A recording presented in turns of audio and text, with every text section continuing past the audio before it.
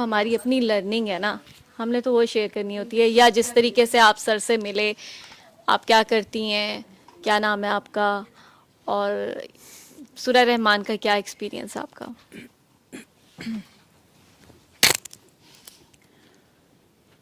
अस्सलाम वालेकुम to everyone. Anam नाम है मेरा।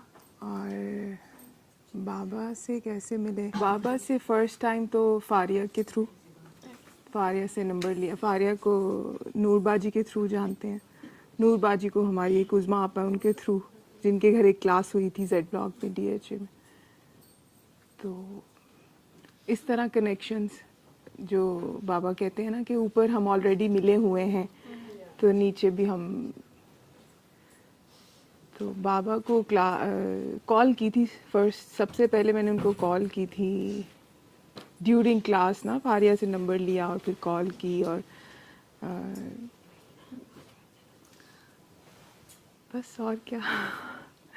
फिर सूर्य रहमान ऑलरेडी सुनी हुई थी, क्योंकि क्लास को फॉलो कर रही थी मैं, जो भी बाबा की टीचिंग्स थी या जो भी वो बात करते थे। और सिस्टम के साथ एक कनेक्शन था, एक बाबा को सुनते थे। और ये मेरी अम्मा सुनती थी बाबा को बहुत ज़्यादा।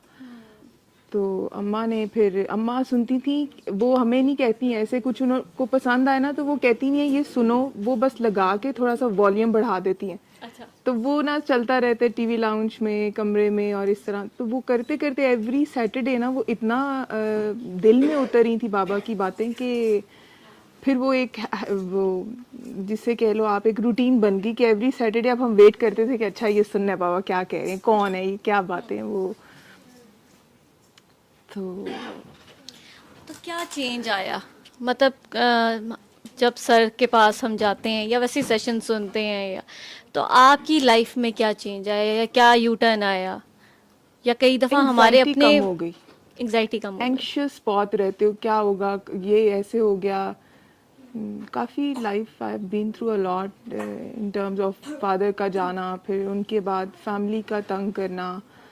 लेकिन जो बाबा की टीचिंग्स है ना, वो मेरे अब्बू की भी थी।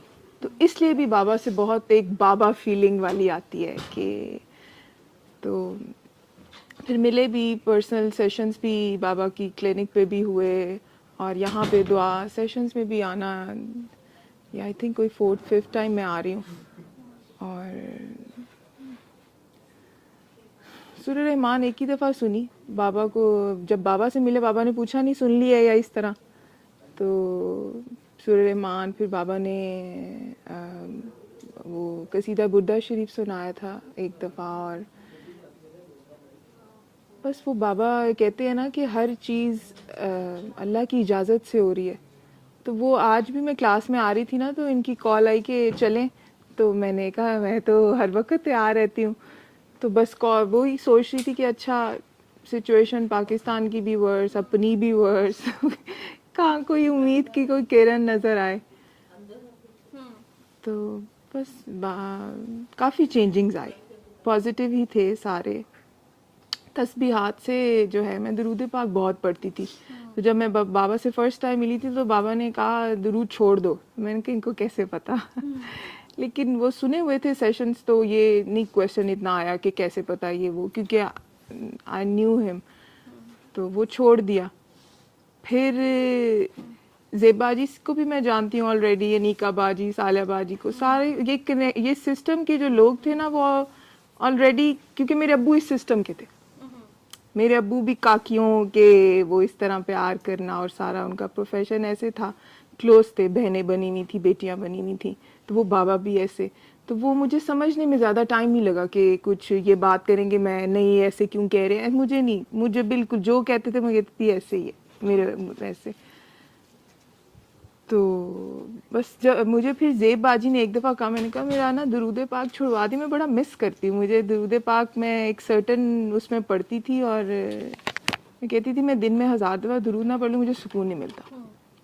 तो बस मुझे ये पता था कि मैंने वज़ू और खुशबू लगा के बस पढ़ना है। मैं ये, मुझे लग रहा था मैं बड़ा फिट सीन चल रहा है अल्लाह के साथ ना, हुजूर के साथ बड़ा सीन ऑन है मेरा कि मैं इतना कर लेती हूँ ऐसे। तो बाबा ने तो पहली दफ़ा मेरा दुरूद बंद करवा दिया। वो कितने सालों से चल रहा था।